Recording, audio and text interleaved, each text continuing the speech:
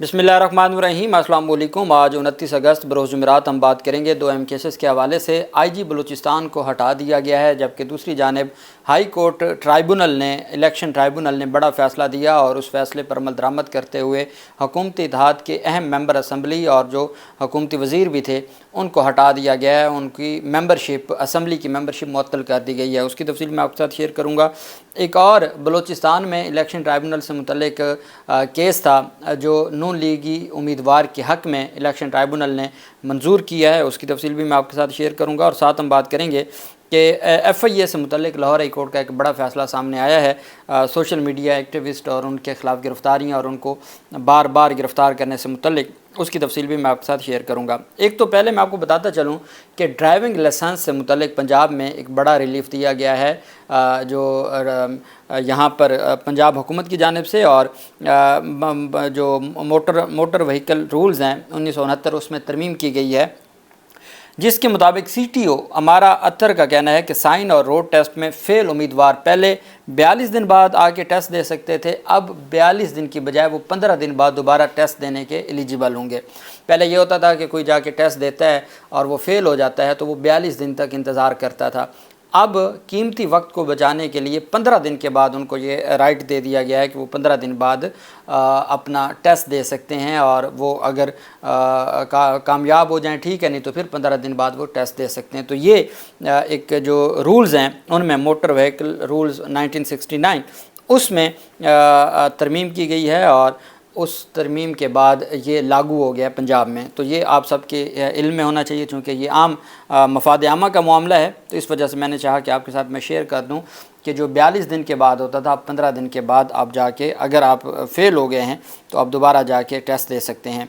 अच्छा, कहूटा में जो बस हादसा हुआ था और अफसोसनाक वाक़या हुआ था जिसमें 26 पाकिस्तानी शहीद हो गए थे, उसमें थाना कहूटा के इलाके आज़ाद पतन रोड पर जो गरारी पुल कोस्टर हादसे के मामले में कोस्टर मालिक मोहम्मद सफ़ीर और न्यू सुपर कश्मीर अड्डा के मैनेजर अब्दुल कद्दूस को गिरफ़्तार कर लिया गया है।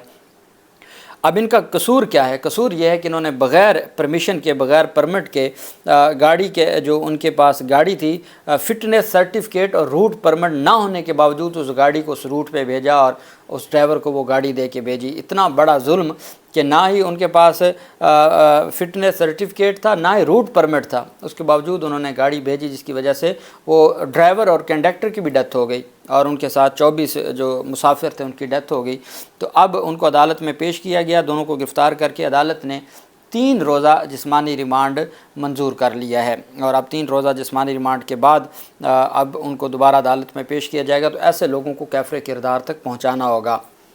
बलूचिस्तान में जो मासूम लोगों को शहीद किया गया और उसमें जो बसें जलाई गईं और गाड़ियां जलाई गईं और फिर शहीद किया गया, वो मूसा खेल जो रोड पर, तो उसमें भी मुकदमा दर्ज हुआ है। लेकिन मैं एक समझता हूँ कि वो नामालूम मुकदमा दर्ज हुआ है कि जब आपको पता है कि वहाँ पर फ़लाँ लोग दहशतगर्द हैं और वहाँ फ़लाँ तंजीमें हैं जो दहशतगर्द हैं, तो आप उनको बाई नेम उनको, जब आपके इल्म में है सारी चीज़ें, जब आप जानते हैं, और हमारे वज़ीर दिफ़ा की तरफ से भी बात सामने आई, हम बाकी वज़रा की जानिब से भी बात आई, फिर आपको चाहिए कि आप उनको बाई नेम क्यों नहीं इस मुकदमात में नामज़द करते। चूँकि आप उनको मुकदमात में नामज़द नहीं करेंगे तो आप भले उनके ख़िलाफ़ जो भी बात करते रहें जो दहशतगर्द तंजीमें हैं, तो आप उन दहशतगर्द तंजीमों के फिर नाम दें उनको और FIR में बाकायदा तौर पर नामज़द करें। यहाँ तो एक वकूआ होता है इस्लामाबाद में और बंदा बैठा होता है लाहौर में, तो आप उसको भी 109 में नामज़द कर देते हैं, तो फिर वहाँ नामज़दगी ज़रूर होनी चाहिए, तब जाके वो मुकदमात मजबूत होंगे। आप मीडिया के ऊपर एक बयानिया दें कि फ़लाँ दहशतगर्द हैं, लेकिन अगर FIR ना मालूम हो तो ये हुकूमत को देखना होगा कि इन तमाम मामलात में किस तरीके से चीज़ों को आगे बढ़ाना चाहिए।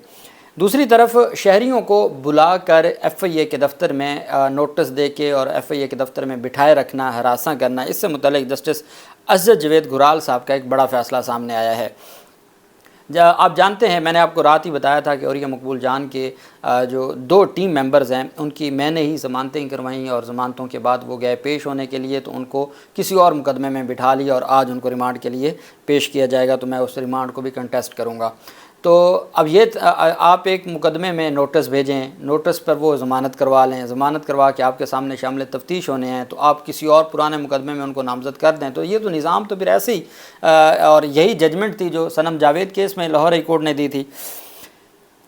رضوان رضی ایک صحافی ہے اور اس کے علاوہ ایک اور صحافی ہیں، 2 صحافیوں کی درخواستوں پر سماعت ہوئی۔ لاہور ہائی کورٹ میں ایف آئی اے کے نوٹسز بھجوانے کے خلاف درخواست پر سماعت ہوئی۔ عدالت نے صحافی رضوان رضی کو ایف آئی اے کی پیشی سے استثناء دے دی۔ سرکاری وکیل کی طرف سے صحافی رضوان رضی کی درخواست کی مخالفت کی گئی۔ جسٹس اجد وید گھرال ایف آئی اے کے شہریوں کے خلاف رویے پر اظہار برہمی کیا اور کہا کہ اگر کوئی شخص کہتا ہے کہ میرے خلاف کوئی الزامات ہیں تو ان الزامات کی لسٹ تو دیں، کوئی کہ کون سے الزامات ہیں۔ اداروں کو کارروائی سے کوئی نہیں روک سکتا، لیکن قانون کے مطابق تو چلیں۔ شہریوں کو بلا کر بٹھائے رکھنا ایف آئی اے اینٹی کرپشن سمیت دیگر اداروں کی عادت بن گئی ہے۔ ادارے شہریوں کو بلا کر اس لیے بٹھائے رکھتے ہیں کیونکہ ان کے پاس انکوائریز آگے چلانے کا کوئی مواد ہی نہیں ہوتا۔ صحافی کے وکیل نے بتایا کہ نوٹسز بھیجنے پر صحافی رضوان ایف آئی اے کے روبرو پیش ہوئے۔ درخواست گزار نے ایف آئی اے سے الزامات کی فہرست مانگی جو آج تک نہیں دی گئی۔ الزامات کی فہرست دیے بغیر ایف آئی اے نے 29 اگست کو یک طرفہ کارروائی کا نوٹس دیا ہے۔ ایف آئی اے شہریوں کو طلب کر کے سارا دن بٹھا کر تضحیق کرتا ہے۔ خدشہ ہے کہ ایف آئی اے کے سامنے پیش ہوئے تو وہ گرفتار کر لیا جائے گا۔ اس بنیاد پر عدالت نے ان کی پیشی سے بھی استثناء سے مراد یہ ہے کہ ایک طرح سے عدالت نے سسپینڈ کر دی ہے، وہ جو کارروائی ہے اس کو سسپینڈ کر دیا گیا ہے۔ دوسری طرف جو اہم پیش رفت سامنے آئی ہے وہ ہے آئی جی بلوچستان کو تبدیل کر دیا گیا ہے اور ان کی جگہ پر نئے آئی جی بلوچستان تعینات کیے گئے ہیں۔ معظم جاں انصاری دوسری بار آئی جی بلوچستان کے عہدے پر فائز ہوئے ہیں۔ وہ 2017 سے 2018 تک بھی عہدے پر تھے اور عبدالخالق شیخ کو عہدے سے ہٹا دیا گیا ہے اور ان کی جگہ پر معظم جاں انصاری کو، یہ جو بلوچستان واقعہ ہے اس واقعے کو مد نظر رکھتے ہوئے آئی جی بلوچستان کو ہٹایا گیا ہے اور ان کی جگہ پر ایک نئے آئی جی کو جو دوسری دفعہ بلوچستان میں تعینات ہوئے ہیں ان کو تعینات کیا گیا ہے۔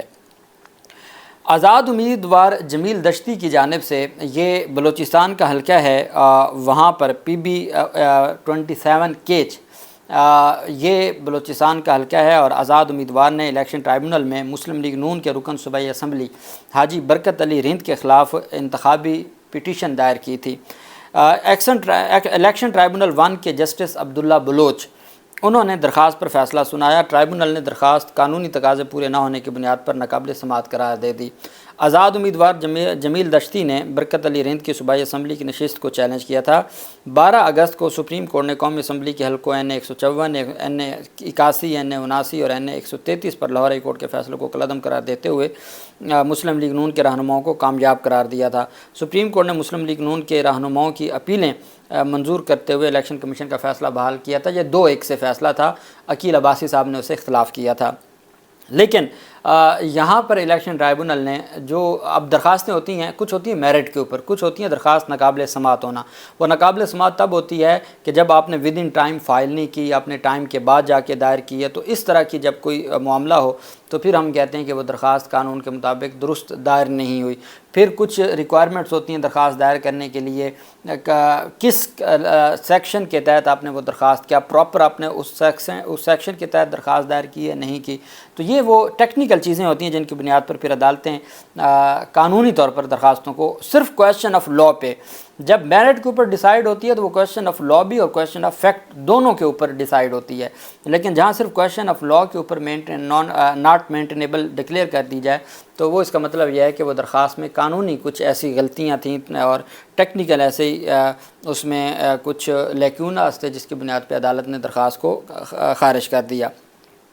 دوسری طرف اب میں نے آپ کو بتایا تھا کہ بلوچستان ہائی کورٹ کے ہی الیکشن ٹرائبونل نے وزیر داخلہ بلوچستان ضیاء لانگو کو ان کی کامیابی کا نوٹیفیکیشن معطل کر دیا تھا اور عدالت نے وہاں پر دوبارہ پولنگ کا حکم دیا تھا۔ یہ وہاں پر جمعیت علماء اسلام فے کی درخواست تھی، جو پی ٹی آئی اپوزیشن اتحاد ہے اس کی درخواست تھی اور اس کی درخواست منظور ہو گئی تھی، اور جو پاکستان پیپلز پارٹی کے ضیاء لانگو تھے ان کی کامیابی کا نوٹیفیکیشن معطل کر دیا گیا تھا۔ الیکشن کمیشن آف پاکستان نے الیکشن ٹرائبونل بلوچستان کے 21 اگست کے فیصلے پر عمل درآمد کرتے ہوئے آج کامیابی کا نوٹیفیکیشن معطل کر دیا ہے۔ ضیاء لانگو بلوچستان کی صوبائی اسمبلی پی بی 36 کلات سے کامیابی کا نوٹیفیکیشن معطل کیا گیا ہے۔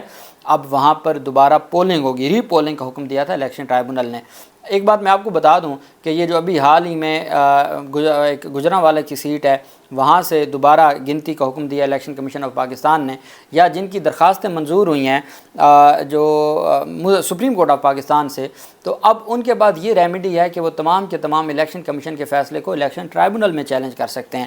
پھر الیکشن ٹرائبونل کے آپ اختیارات دیکھیں کہ وہ معطل بھی کر رہا ہے، وہ ری پولنگ کا بھی حکم دے سکتا ہے، وہ تمام کارروائی کر سکتا ہے۔ یہ تو جس دن پنجاب کے الیکشن ٹرائبونل کھل گئے، جس دن پنجاب کے الیکشن ٹرائبونل نے کام شروع کر دیا، یہ جو سیٹیں دی جا رہی ہیں بھلے وہ سپریم کورٹ سے واپس آ رہی ہیں یا الیکشن کمیشن آف پاکستان سے دی جا رہی ہیں، یہ ساری ریورس ہو جائیں گی، یہ پھر پاکستان تحریک انصاف کو مل جائیں گی، چونکہ یہ معاملات جب الیکشن ٹرائبونلز میں جائیں گے تو الیکشن ٹرائبونلز ان کو معطل کر دیں گے، الیکشن کمیشن کے فیصلوں کو معطل کر دیں گے۔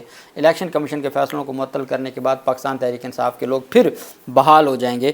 تو یہ آج الیکشن کمیشن آف پاکستان نے بھاری دل کے ساتھ 21 اگست کا الیکشن ٹرائبونل کے فیصلے کے اوپر عمل درآمد کرتے ہوئے ضیاء لانگو کو کی کامیابی کا نوٹیفیکیشن معطل کر دیا اور ری پولنگ کے لیے بھی شیڈول جاری کر دیا گیا ہے۔ اللہ پاک پاکستان کا حامی و ناصر ہو۔ بہت شکریہ۔ اللہ حافظ۔ پاکستان زندہ باد۔